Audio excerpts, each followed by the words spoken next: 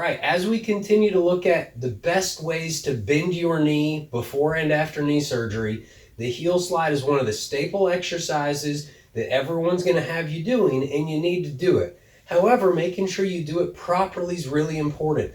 Sometimes you'll have trying to do it all on your own, or you'll be in this position and they'll want you to push your heel down in the bed.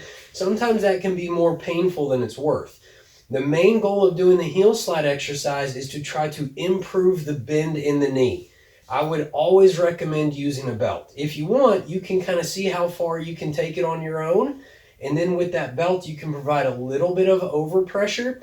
The key to doing heel slides is that your pain level should never get so bad that you can't continue to breathe normally. If you take this back, breathe in through the nose, out through the mouth. Rather than worry about trying to count how many seconds to hold, start off trying to count for 2 or 3 breaths. Make sure you keep breathing. That can help keep your pain levels reasonable and allow your body to relax a little bit more so that you can start increasing that knee bend.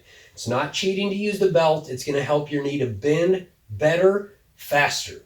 Now, the other thing that we can do from this position here is from this heel slide position is reach in behind the back of the thigh and just simply lift the thigh. All I'm going to do now is just relax. I'm going to try to breathe in through my nose, out through my mouth. And as you can see, if I just relax my foot, it will naturally start to just fall down and make my knee bend.